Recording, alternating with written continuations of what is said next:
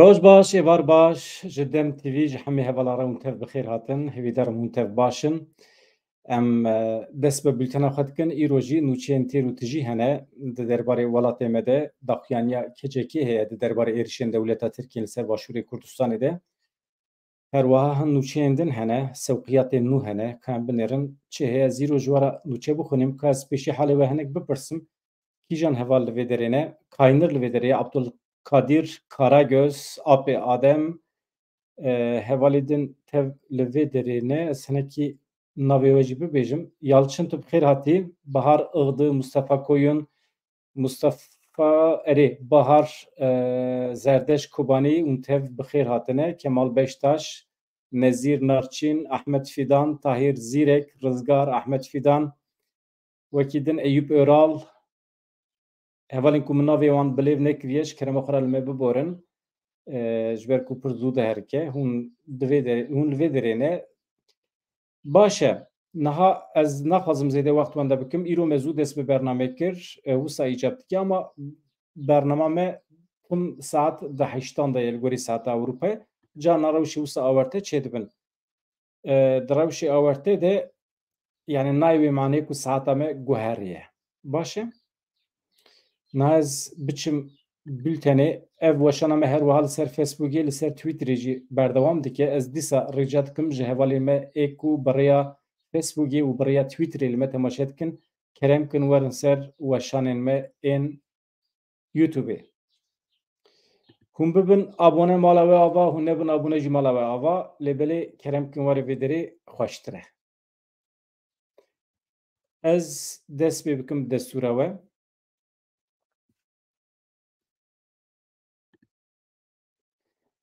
Naha doh bû pêr bû kengî bû nûçeya di derbarê evê de nûçeya di derbarê Nike lavan sol jê re dibêjin reklamek bi qasî 30 saniye tê de çêkiribû di binê wê reklamê de wekî muzîka fon tê de navê Kurd Kurdistan û jina Kurd derbas dibe dibêje ez dixwazim xwe weke jinekê Kurd bixemlînim zerrê jinekê Kurd bixim stûyê xwe yani hûn zanin Nike sembola lezê ye hereketê ye firînê ye navê xwe ji yezdanê mîtolojiya Yunan digire Nike jina Zeus e kesa çaremîn hate dünyayê hevalên ku mereq dikin di derheqên Nike da hem aliyê mîtolojîk hem jî di derbarê nûçê de dikarin biçin vîdeoya me a doh temaşe bikin saet di çardan de me ji wara weşandibû ji ber vê yekê naxwazim dubare bikin tenê dixwazim di wê reklama 30 saniyede sirf ji ber ku navê Kurd Kurdistan derbas dibe dewleta Tirkiye kete hereketê Wezareta Karê Derve ket hereketê li cem Nike û zorê li vê kompanyaya mezin a navnetewî kir ku navê Kurd û Kurdistan bikar neyne. Êdî hûn hesab kin asteya dijmina ya dewleta Tirkiye li hember Kurdan. Ez hema dengê xwe kontrol kim ka ji bo emîn bim ku dengê min baş tê we canan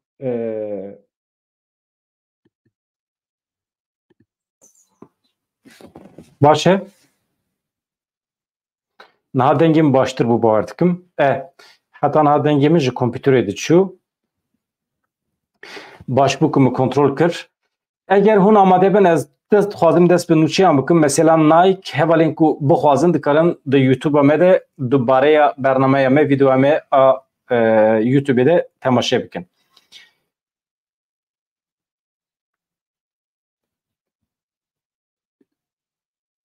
nivîs ev e şîrketa Nike li ser zexta dewleta Tirkiye reklama ku tê de Kurd Kurdistan jina Kurd derbas dibû mecbûr ma rake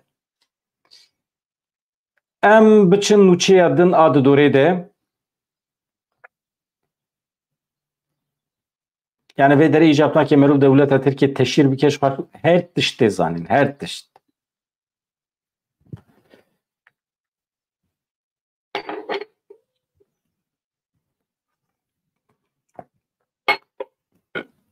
wekî din İstihbarata Tirk Mîtê li Efrînê 6 kes revandin li bajarê Efrînê ji ber serkeftina tîma netewî a futbolê ya Holandayê li hember Tirkiye hûn zanin بسر کتبو انجام وی که لعفرین جی خدا در و کسیم که خواستن هولندای پیروز بکن لعفرینه هاتن بنچاف کرن جالی میتا ترک و هاتن رواندن لگوری نوچه آنهای میتا دولت ترکی لناوند باجار افرینه بسر چایخانه انده گرد ایکولوی دری پیروزباهی داته کرن 4 کس رواندن هر وها 2 ولاتین دنجی جبر پاروکرن خواهی لسر فیسبوکی دیسا اوجی تکلدار فوتبولی دبون هاتن رواندن دولت ترک وسایت نو ین عسکری ین زرخی سوقی آمدیه کر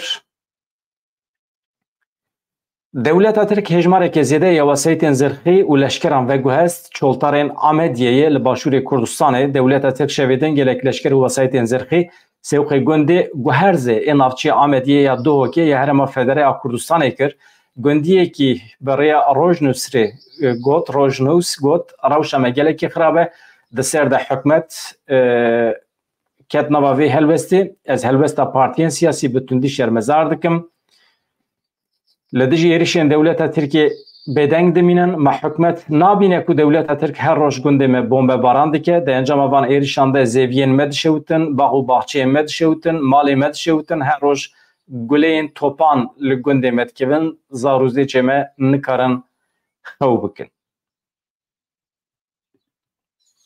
السروی مجاری داخویانیا کجی هی از نه بواره پاروتکم سی پی تی سازی امریکی دبیجه جبر ایرشن دولت ترکی 362 گند هاتن بالا کرن رخصنا سی پی تی امریکای در راپورا خواهی هری داوی در آگاند ده انجام لشکر کشان و بمب باران دولت ترکیه ده 20,000 دونم زوی و دارین خوازایی شوتینه هر وها سی پی تی دا زانین جدسپیک سالی و 1076 جاران ایرش باشوری کردستان هاتیه کرن که ده انجام ده 362 گند هاتن بالا کرن زیده تری 602 گند جی لبر مترسیا والا بونینه نها دیمنه که ادخوازم بواره پاروه بکم هزین پرستنا گل هپگه دیمنه تخاندن وسایته که زرخی پاروه کر لهرما شهید دلیل یا روژاوی زاپی روژا 5 تیرمه ساعت 19 و 16 ده لقادا برخودان یا سر گله بچه که انگران لوسایت زرخی یا تیپا کرپی یا داگرکران هاتو بخستن ده انجام وی چلاکه ده وسایت زرخی یا تیپا کرپی به تمامی امها بگو هر وها سی عسکرین دولت ترکی ینتی ده بونجی جیانا خوش دستان هاتن کشتن نه از بچم وی دیمنی بواره پاروه بکم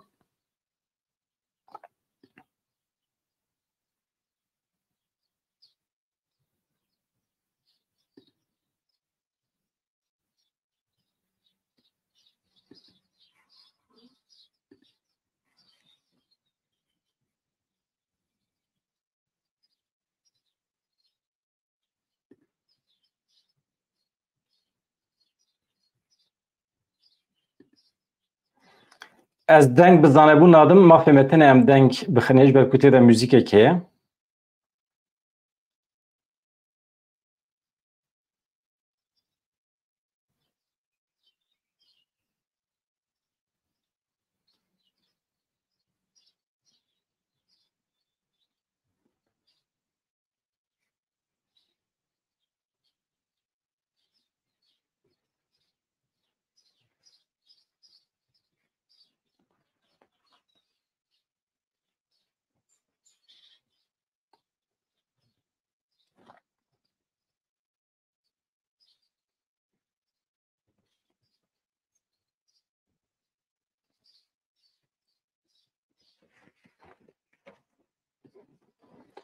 او قاس بس اد بیجم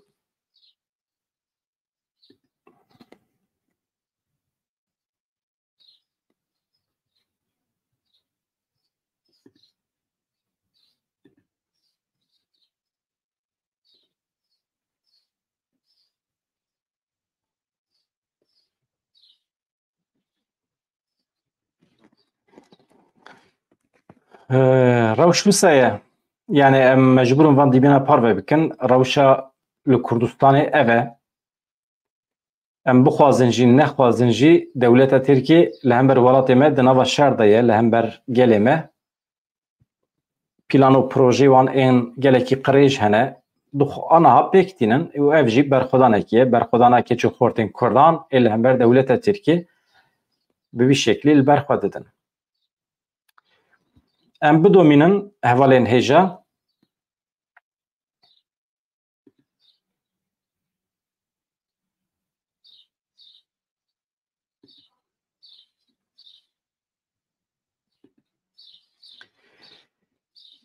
Koruci cerdevanên ku naxwazin tevlî operasyonê li Başûrê Kurdistanê bibin çek datînin. Çima çek datînin? Ji ber ku li ser wan zext heye, zor heye. Ev tiştekî baş e ji ber ku em pê hesiyan gelek cerdevan korucî niha êdî çekê xwe datînin, naxwazin bi dewleta Tirkiye re hevkariyê bikin, naxwazin werin bikaranîn di şerê li dijî Kurdan de. Cerdevanên ku naxwazin tevlî operasyona li Zap, Ava, Şîn û Metînayê bibin çek datînin. Artêşa Tirk bi nivîsekî cerdevanên beşdarê operasyonê nabin tehdît kir, gef loan xwar. Tirkiye ji 7 Nîsana 2022 diyan ve êrişê herêmên Zap, Ava, Şîn û Metînayê dike. Li vir Tirkiye gelek baregehên leşkerî ava kirine, rêyên nû çêkirine, li nava axa Başûrê Kurdistanê nastameyên welatiyan kontrol dikin, rê dibirin. Ji Bakur gelek cerdevan jî anîne daxilê operasyonê kirine, herî dawî jî ji Sêrtê, Elîhê, Amedê, Çewlikê, Merdînê şert danîn ser cerdevanan ji bo tevlî operasyonê bibin. Li gorî sîstemê cerdevan wê kom bi kom biçin Başûrê Kurdistanê ew ê 45 rojan li wê derê di nava operasyonê de bimînin. Ji bo her rojekî operasyonê 1000 lîreyê Tirk pere digirin, tabi eger sağ bimînin. Eger bimirin jî ev pere wê bigêje malbatê wan. Yani bifikirin, yani mirov dicirife yani. Di berdêla pere de diçin Başûrê Kurdistanê eger sağ bimînin ji ber rijandina xwîna keç û xortên Kurdan rojê 1000 lîre digirin, eger bi xwe jî bimirin ev pere digêje mal. Ya ew qasa mirov birçî dibe ya.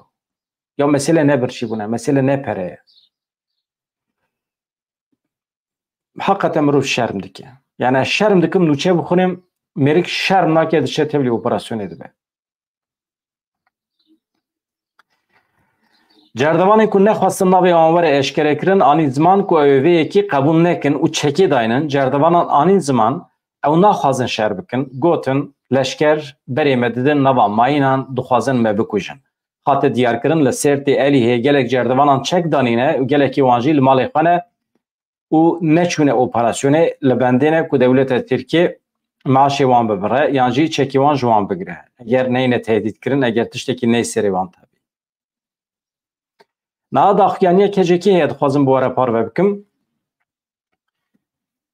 Partiya Karkerên Kurdistanê li hember êrişên dewleta Tirkiye banga lezgîn kir li her kesî bi taybetî gelê Kurd ê li Bakurê Kurdistanê û yên li Ewropayê her wayê başûr jî. Yani her kesê ku şiyar e haya wî ji doza Kurd û Kurdistanê heye bang li her kesî kir ku bikevin nava tevgerê rewş gelekî ciddî ye ji ber vê yekê bangekî lezgîn e. Hevserokatiya Konseya Revebira Kecekê tekildarê êrişên dewleta Tirkiye ya dagirker yên li ser Başûrê Kurdistanê ev banga lezgîn kir. Êrişên dagirkeriyê yên dewleta Tirkiye yên li ser Başûrê Kurdistanê zêde bûne bi vê armancê sewqateke mezin a leşkerî ber bi Başûrê Kurdistanê ve têkirin. Pedeke rêyên fermî li artêşa Tirkiye dagirker vekiriye, kontrola herêmê bi temamî radestê artêşa Tirk kiriye. Artêşa Tirkiye dagirker jî li ciyên ku lêne bendên kontrolê danîne. Sewqiyata çek û leşkeran û ya wesayetên zirxî bi rêyên fermî ji rêyên fermî eşkere têne kirin. Ev yek jî nîşan dide ku li hevkirinekî heye dewleta Tirk bi piştgiriya pedekê her wiha bi êrîkirina hikûmeta Iraqê êriş dike.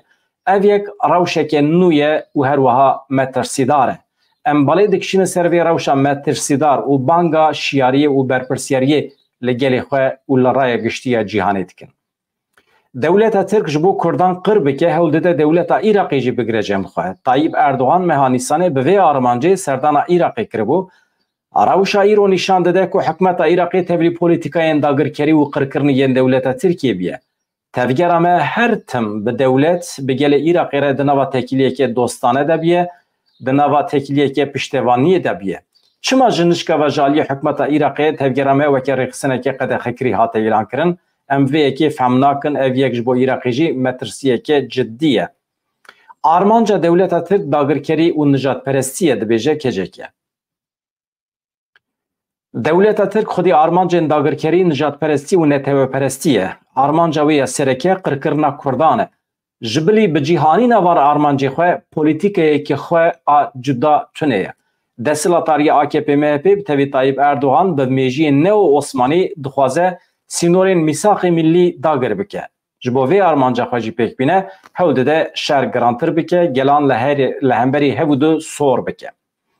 دخوازن هم بو yerên ku ji aliyê mîta Tirkiye ve li Duhokê, Kerkûkê hewlêrê hatine kirin bixin stûyê tevgera me û bi vî rengî dixwazin xıyanet û dagirkeriyê rewa bikin. Hew didin biriya van komployên qirêj tevgera azadiyê li nava gelê Başûrê Kurdistanê û civaka Iraqê reş bikin. PDK bi piştgiriya ku dide dagirkeriya dewleta Tirkiye îspat kir ku hesasiyetekê xwe an neteweyî tune ye. Bi temamî ji bo berjewendiyên xwe ji bo faydeyên xwe yên desthilatariya xwe ya teng û ji bo menfaetên malbatî tevdigere. Ev yek ciyê şermê ye me tirsidar e. Li hember vê yekê jî pêwîstî bi helwesteke xurt a şêmber a neteweyî heye. Divê gelê Kurd û Kurdistanê rêxistin tevger partî saziyên Kurdistanê helwesteke xurt şêmber a neteweyî nîşan bidin. Li çar perçeyên Kurdistanê li derveyî wele divê gelê me li hember êrişên dagirkeriyê helwesteke xurt nîşan bide bi rihê seferberiyê bikeve nava li vû tevgerê dibêje keceke. Ev daxuyaniya kecekê bû. Niha jî em cih bidin daxuyaniya Tayyip Erdoğan ya di derbarê çêkirina tekiliyên xwe yên bi Sûriye re bifikirin. Ew Tayyip Erdoğanê ku son dixaribû biçe tamamê Sûriyê dagir bike li wê derê her tiştî ji nû ve dîzayn bike piştî 12 salan hatiye lavê Esad dike ku ji nû ve pêra li hev were. Hemî ji ber çi ye îja pinakê em dubare bikin li ser vê gelek vîdeoyê me hene tenê sirf ji bo Kurd nebin xwedî pergal Kurd xwe bi xwe bi rêve bibin sirf ji bo Kurd tune bibin li rojeta navîn tu tiştekî aydê Kurd û Kurdiyetê tune be sirf ji bo vê armancê amade ye bi dijminê xwe Esad re hevdîtinê pêkbîne bi Sûriye re li hev were. Wekî din tu sedemî tune bawer bikin. Tayyip Erdoğan serokê AKP çi got wextê ku ji Holanda vegeriya bi têkçûna di futbolê de di balafirê de bersiv da pirsên rojnamegeran ku em bibînin çi gotiye. Serokkomarê AKP Recep Tayyip Erdoğan çi got geliya ku Esad hewl da tekiliyên xwe yên bi Tirkiye re sererast bike em jî helwesta xwe ya li hemberî wî em ê nîşan bidin dibêje.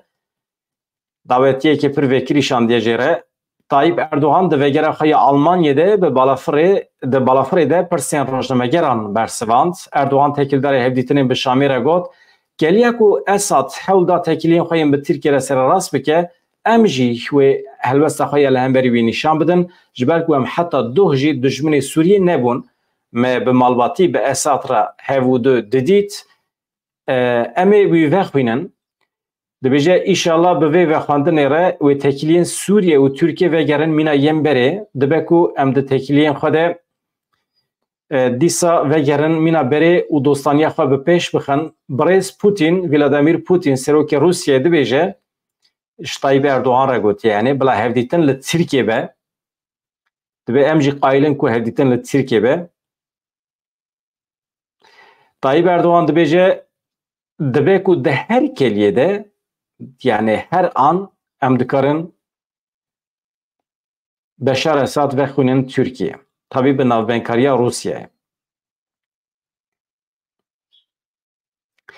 Dibêje hem serokê Rusyayê Putin wisa nêz dibe her wisa serokwezîrê Iraqê Sudanî wisa nêz dibe em li her deverê qala navbenkariyê dikin lêma çima bi cîranên me re tune be ev hevkarî. Min di vî aliyê de pêşniyazekî min heye ji ber ku em dizanin Beşar Esad şertekî wî hebû heta niha tabii ev şertê xwe çiqastîne cî nizanim dewleta Tirkiye hemû tekiliyên xwe bi çeteyan re bi dawî bike êdî piştgiriyê nedê ji aliyê ekonomî ve wana maaşê wan nedê yani piştgiriya xwe ya bi çeteyan re bi temamî bi dawî bike ya duyem jî heremên dagirkirî vala bike. Hin şîrogêgerê me yên siyasî hatin vê derê di vê bernamê de gotin na newsaye Beşar Esad naxwaze dewleta Tirkiye ji heremên dagirkirî derkeve ji ber ku hêz û quweta Esad tune wan hereman kontrol bike çete bi tevî malbatê wan yani kesê muxalîf li wê derê bixebin kontrola xwe bin hikmê xwe. Ji ber vê yekê hebûna dewleta Tirkiye vê gavê bi kêrî Esad tê. Niha Esad li ser kîjan esasa wê Tirkiye re li hev bike? Her wihan naxwaze koçberên li Sûriyê jî vegerin Sûriyê. Li ser kîjan esasan ew ê bi Tirkiye re li hev bike? Çi dimîne? statüya Kurdan ala Rojavayê Kurdistanê. Esad eger bi Türkiye rûnê ser masê tenê ji bo tunekirina pergala hey ala Rojavayê Kurdistanê ye. Wekî din tu sebebî tune ye. Ama vê yekî bizanibin ev 12 sala kedekî pir mezin hatiye dayîn. 12,000 şehîdên Kurdan û gelên Ereb ê li wê derê çêbû. Di çarçoveyê YPG, YPJ de Qesedê de, di tekoşîna li hember Daişê de. Ew dünyaya ku destur bide Suriye, destur bide dewleta Tirkiye ku werin vê pergala hey ji welê rakin, ew dünya bila xirab be. Ji ber ku keç û xortên Kurdan pêşengî kir ji bo ku dünyayê pak bikin ji van Daişê. Herkes vê yekê dizane, herkes şahid e. Ev hêzên Ewropî û Amerîkî jî vê yekê dizanin û dem bi dem qebûl jî dikin. Lêbelê di mesela siyasî de nayîne piştgirîna din Kurdan, pergalekî ava nakin, yan jî pergala ku ava biye destek nakin, piştgirî nadine. Çi yani statüya Kurdan nas bikin, li netewiyek bî nas bikin. Bila êwan jî divê dünyayê de ciyekî wan hebe. Daxwazê me divê wisa netewî bin.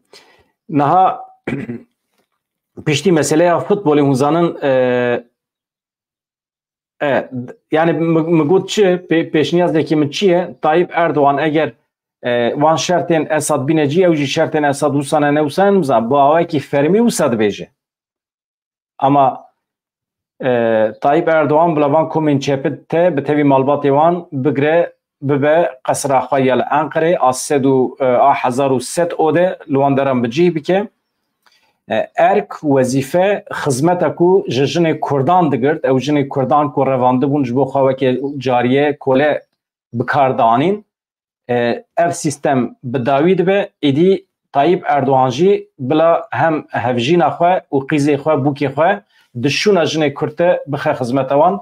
Ez bawer dikim ev pêşniyazekê maqûltir e. Yani êdî di şûna jinên Kurd ê ku hatine desteserkirin de wisa Tayyip Erdoğan jin û qîz û bûkê xwe bixe dewrê ji bo xizmeta wan çeteyan baştir e ku ji xizmeta jinên Kurdan. Baş e?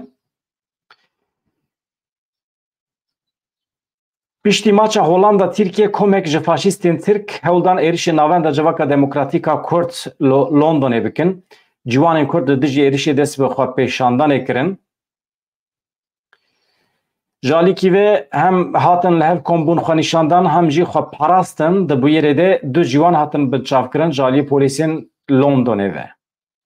Yani komên nijadperestên Tirk êriş dikin ê tên binçavkirin jî dîsa xortên Kurdan e. Bifikirin yani çima wisa dibe nizanim êrişên nijadperestên Tirk her wiha li Almanya çêbû, Berlînê jî li Brukselê jî wisa çêdibe. Li deverên cuda nijadperestên Kurd dema ku di futbolê de têk çûn li Hollanda jî êriş kirin ser Kurda. Kurdan jî li bajarên cuda meş mîtîng pêkanîn li hember van nijadperestan. Hem jî be dostên xwe yên Ereb re bifikirin. Li Fransayê dengdanê dest pê kiriye ji bo tura duyemîn ya hilbijartinên parlamentoyê îro dengdan hebû. Di tura yekemîn de rastskirên tund ên li Fransayê gelek dengên bilind bi dest xistin ka binerin di tura duyem de eger çepkir li hev kom nebin piştgirî nedin hev bi hewra nekevin nava hevkariyê dibe ku di demên pêşme li Fransa hikûmet bikeve destê rastkirin tund. Rastkirin tund dibêjim yani mîna MHP ya Tirkiye. Firqa wan tune yani.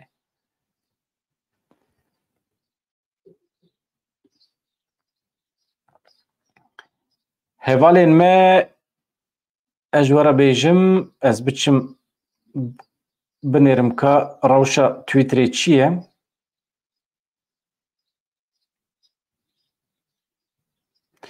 Paşê ez vegerim cem we. Erê